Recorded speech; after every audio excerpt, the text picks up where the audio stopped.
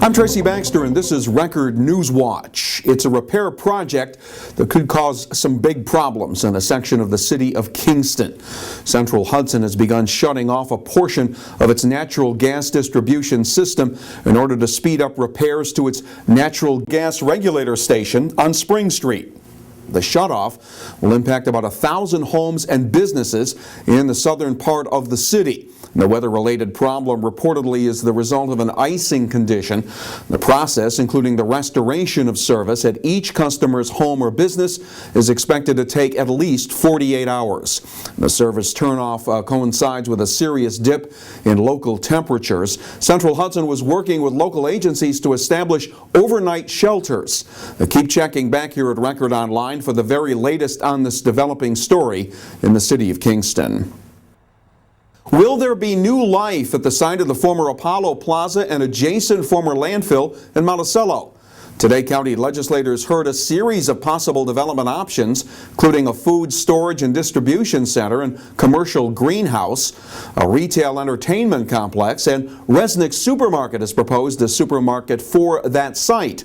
A past Apollo Mall shopper says whoever gets the green light to develop the property should do major site work to prevent the flooding problems that the old mall was plagued with. The one problem with the mall that I found over the years is that the parking lot would flood, and hopefully whoever takes this enterprise over might excavate the parking lot so the water runs away from the mall, because otherwise they'll have the same problem they had before. Sullivan County leaders say they'll need to decide whether to go after the project that'll provide the most immediate economic boost or opt for a more long-term approach. Reporter Leonard Sparks will take a look at all three development options in tomorrow's Times-Herald Record. Elsewhere, grief counselors were meeting with students today at Monroe-Woodbury High School following the second student suicide this month.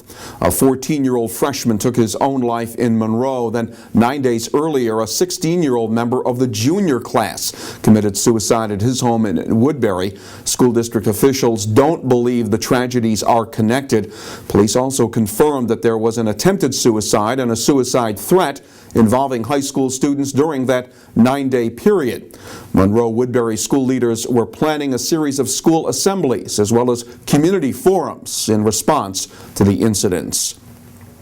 It's going to be a year of pain in Albany, and it's going to get ugly.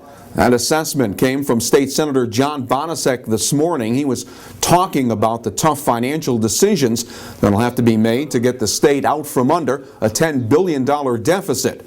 Bonasek was one of the region's state legislators who spoke to members of the Orange County Chamber of Commerce. Lawmakers say state government must become more business-friendly in 2011.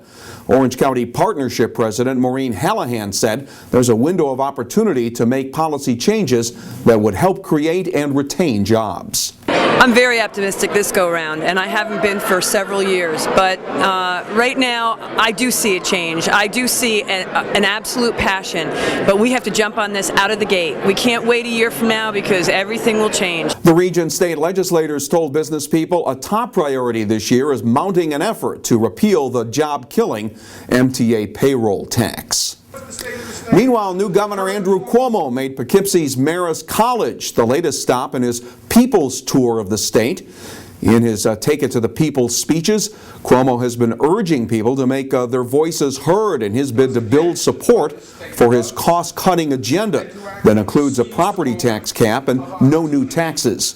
Cuomo will unveil his proposed state budget February 1st that's expected to contain cuts in education aid and health care as a way to close that $10 billion state deficit. You'll be brushing snow off your car again tomorrow morning. This latest snowstorm will arrive late tonight and continue through the morning. An accumulation of 3 to 6 inches is predicted.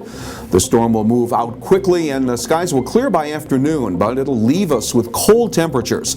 The highs will only reach the mid to upper 20s. Saturday will be partly sunny but very cold again, with temperatures not expected to go beyond 20 degrees.